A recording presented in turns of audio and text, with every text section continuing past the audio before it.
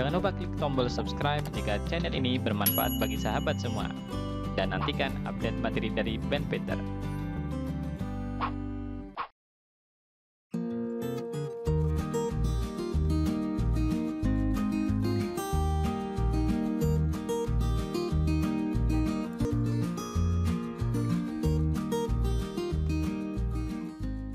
Hai sahabat Ben Pinter, semoga sahabat selalu sehat walafiat dan masih semangat belajar TOEFL bareng Ben Pinter. Video kali ini merupakan soal dan pembahasan TOEFL Structure and Written Expression Exercise 4 nomor 11-20. Jika ini pertama kalinya sahabat nonton video Ben Pinter, silahkan cek juga soal dan pembahasan TOEFL Structure Exercise 4 nomor 1-10. Link bisa sahabat cek di deskripsi video ini. Langsung saja soal TOEFL number 11. It costs about $60 to have a tooth bla bla bla. Kalau sahabat perhatikan, sebelum blank di sini ada kata have. Kata have termasuk kata yang sering digunakan dan punya banyak makna. Kita bisa tahu makna have yang sesuai diantaranya dari konteks dan struktur atau pola kalimatnya. Kalau kata have atau has diikuti oleh noun atau kata benda, maka setidaknya ada 3 makna. Pertama, sama dengan possess, memiliki atau mempunyai. Contoh, I have a book, saya punya buku.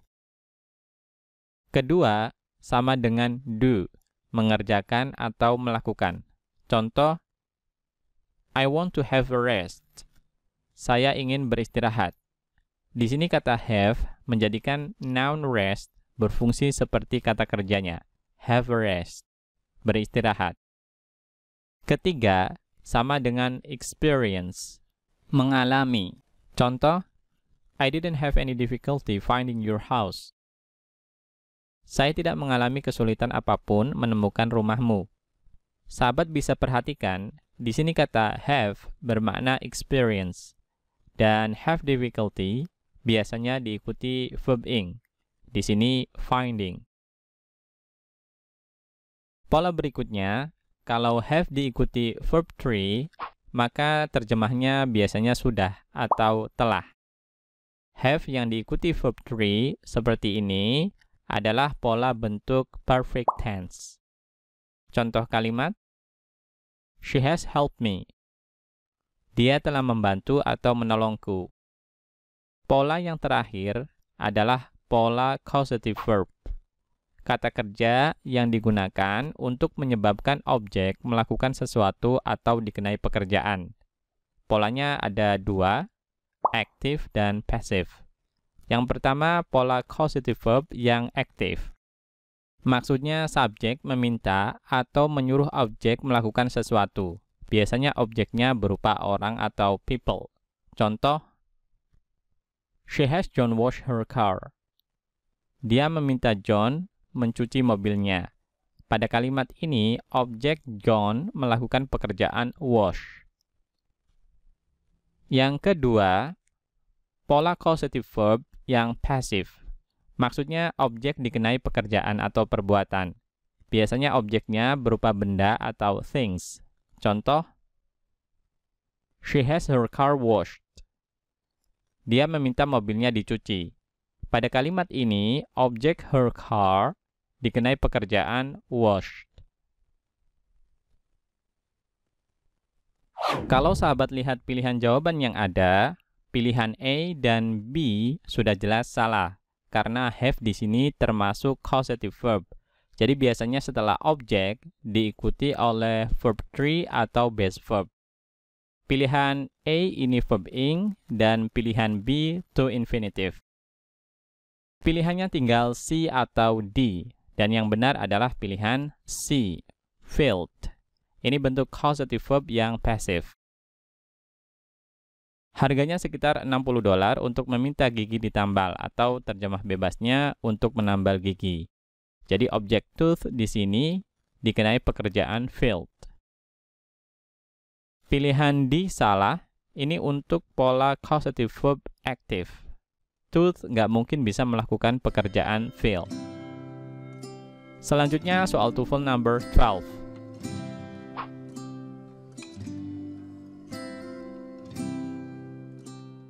Not until student has mastered algebra, blah blah blah, the principles of geometry, trigonometry, and physics. Kalau sahabat lihat, kalimat ini diawali not until. Perlu sahabat ingat, kalau kalimat diawali not until, maka struktur klausa keduanya menjadi inversi. Artinya, tidak lagi subject verb, tapi polanya verb subject, atau sama dengan bentuk pertanyaan, question. Selain not until, ada juga only when, only until, only if, only after, dan only because. Contoh, not until you have done your homework, can you go out and play with your friends. Baru setelah kamu mengerjakan PR-mu, kamu boleh keluar dan bermain dengan teman-temanmu. Kalimat ini diawali not until. Di sini ada dua klausa atau kalimat. Pertama, you have done your homework, you subject, dan verbnya have done.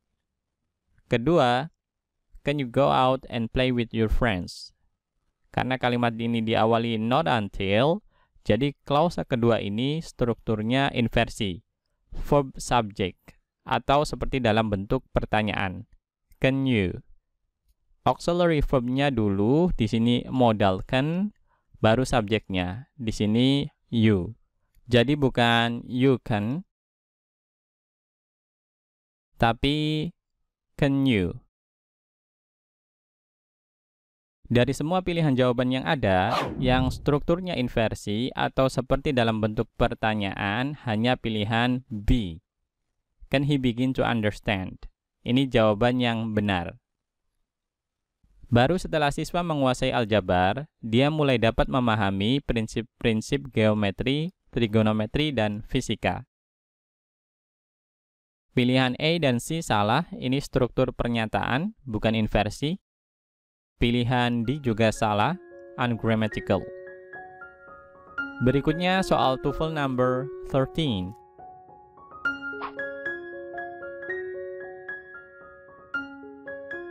Although Margaret Mead had several assistants during her long investigations of Samoa, the bulk of the research was done by blah blah blah alone.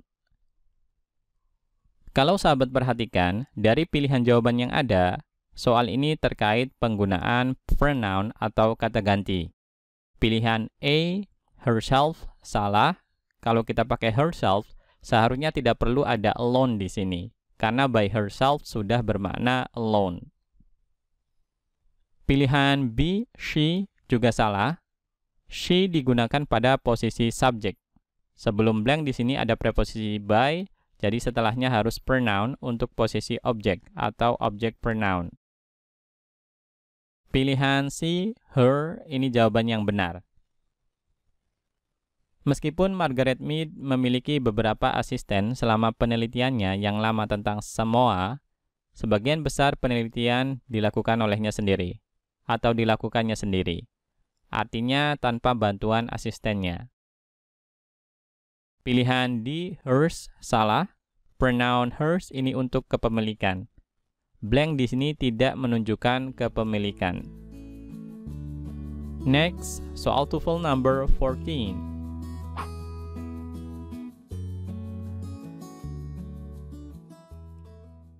Blah blah blah, war correspondent Hemingway used these experiences for some of his most powerful novels. Kalau sahabat lihat, kalimat ini hanya punya satu verb, used. Subjeknya Hemingway. Jadi di sini tidak perlu ada konektor. Kecuali konektornya juga diikuti verb. Kalau sahabat cek jawaban yang ada, pilihan A dan C sudah jelas salah. Di sini pakai konektor but dan while. Tapi tidak ada verb lagi setelahnya. Ingat ya sahabat, konektor biasanya digunakan untuk menghubungkan antar klausa. Jadi kalau ada satu konektor, biasanya ada dua struktur subjek verb. Pada kalimat ini hanya ada satu struktur subjek verb. Pilihan B juga salah, ini struktur subjek verb. Kalau sahabat pilih B, maka nanti ada dua struktur subjek verb, it is dan Hemingway used. Padahal kalimat ini tidak punya konektor. Pilihan D, ini jawaban yang benar. A war correspondent, ini appositive atau keterangan tambahan yang menjelaskan subjek setelahnya, yaitu Hemingway. Correspondent dan Hemingway ini sama.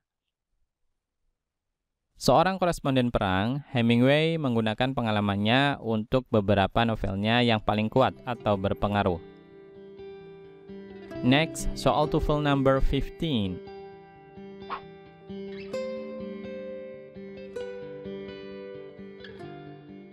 "38 national sites are known as parks, another 82 as monuments, and bla bla bla." Kalau sahabat perhatikan kalimat dan soal yang ada, sahabat bisa tahu kalau soal ini terkait penggunaan another dan the other. Jawaban yang benar adalah pilihan B. The other 178 as historical sites. Kalau sahabat total, angka yang ada bisa disimpulkan ada 298 situs nasional.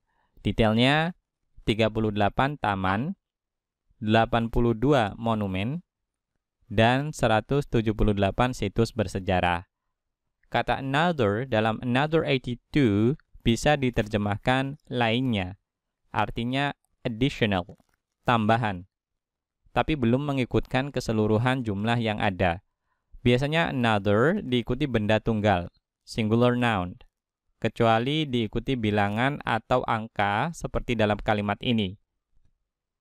Adapun the other dalam the other 178 bisa diterjemahkan sisanya, artinya the rest, sisa dari jumlah yang ada.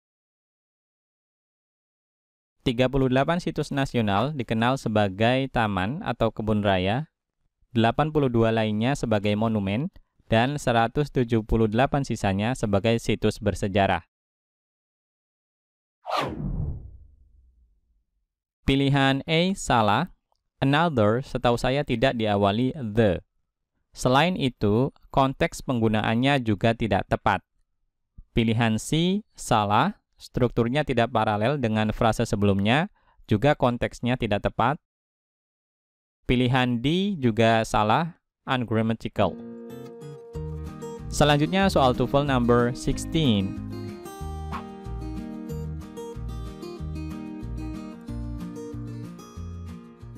Interest in automatic data processing has grown rapid since the first large calculators were introduced in 1950. Mulai nomor 16, kita akan membahas written expression. Jadi jawaban yang kita pilih adalah jawaban yang ada errornya. Pilihan A, in, tidak ada error. Kata interest atau interested biasanya menggunakan preposisi in, minat, terhadap. Pilihan B, grown, juga tidak ada error. Kalau setelah auxiliary have atau has ada verb yang masih dalam satu klausa, kita gunakan verb 3 atau past participle. Have atau has plus verb 3 ini masuk pola present perfect. Kata grown ini berasal dari grow, grew, grown.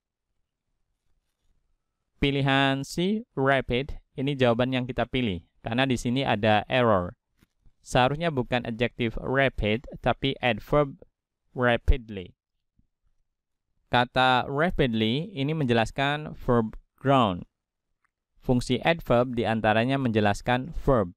Adapun adjective menjelaskan noun, bukan verb. Minat terhadap pemrosesan data secara otomatis berkembang pesat sejak kalkulator besar pertama diperkenalkan pada tahun 1950. Pilihan D, since, tidak ada error. Pola since yang diikuti klausa simple past bisa menjadi penanda waktu untuk present perfect tense. Jadi polanya present perfect plus since plus simple past. Ciri simple past pada kalimat ini menggunakan to be were. Berikutnya soal TOEFL number 17.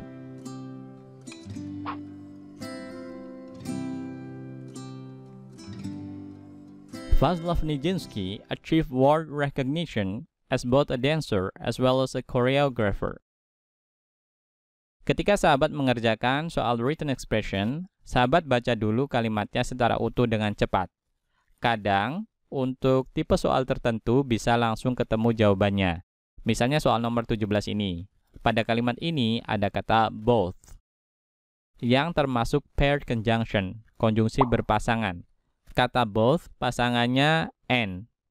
Yang lainnya seperti not only, pasangannya but also, either, or, dan neither, nor.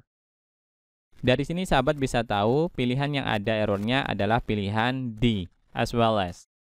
Seharusnya pakai and karena sebelumnya ada both. Vaslav Nijinsky memperoleh pengakuan dunia sebagai penari dan juga koreografer. Pilihan A, achieve, tidak ada error. Konteks kalimat ini past, sudah terjadi. Pilihan B, as, tidak ada error. Achieve world recognition as, memperoleh pengakuan dunia sebagai. Pilihan C, a dancer, juga tidak ada error. A dancer ini paralel dengan a choreographer. Next, soal TOEFL number 18.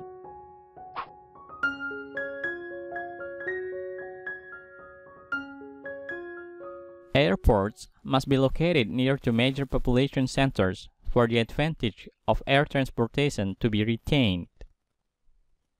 Pilihan A, be located, tidak ada error. Ini bentuk passive. Pakai to be bentuk asal be, karena letaknya setelah modal must. Must be located, harus terletak. Pilihan B, near to, ini yang kita pilih. Karena ada error di sini. Seharusnya cukup near, tanpa to. Kalau kata next, baru pakai to. Next to.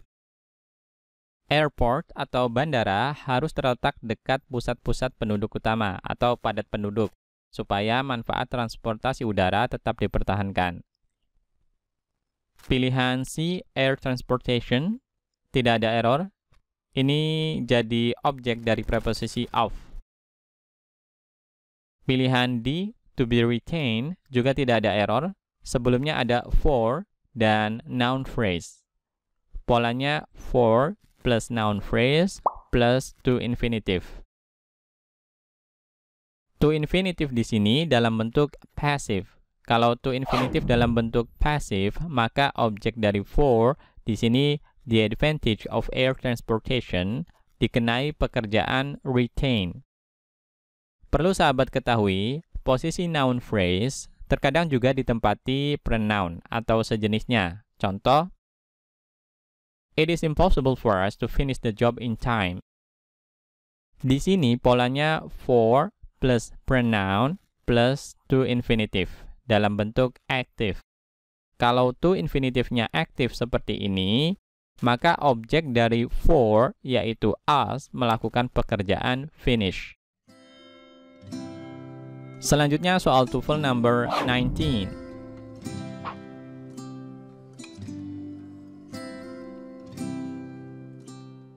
It is said that Einstein felt very badly about the application of his theories to the creation of weapons of war. Pilihan A, it is said, tidak ada error. Klausa pengantar it is said dalam bentuk present karena pernyataan ini masih berlaku sampai sekarang. It is said that sama dengan people say that. Pilihan B, very, juga tidak ada error. Kata very di sini bisa diletakkan setelah kata felt dan menjelaskan kata setelahnya. Kata felt ini verb 2, verb 1-nya adalah feel. Kata felt ini termasuk linking verb. Fungsinya mirip dengan to be. Perlu sahabat ingat, linking verb biasanya diikuti oleh adjective atau kata sifat. Pada kalimat Einstein felt very badly, Penggunaan adverb badly tidak tepat. Seharusnya adjektif bad, karena letaknya setelah linking verb felt. Adjektif bad ini menjelaskan subjeknya, yaitu Einstein. Sedangkan adverb very di sini menjelaskan adjektif bad. Bila verb yang digunakan adalah action verb yang intransitive atau tanpa objek, baru kita gunakan adverb setelah verbnya. Polanya subjek plus action verb plus adverb. Contoh, he behaved very badly. Dia berkelakuan sangat buruk. Kata badly menjelaskan verb behave, dan kata very menjelaskan adverb badly. Pilihan C, badly, ini yang kita pilih karena ada error di sini. Seharusnya pakai bad, karena terletak setelah linking verb felt. Dikatakan bahwa atau konon, Einstein merasa sedih dan menyesal tentang penerapan teori-teorinya terhadap terciptanya atau untuk menciptakan senjata perang. Pilihan D, Q, tidak ada error. Biasanya setelah kata application atau apply, kita pakai to. Terakhir soal TOEFL number 20.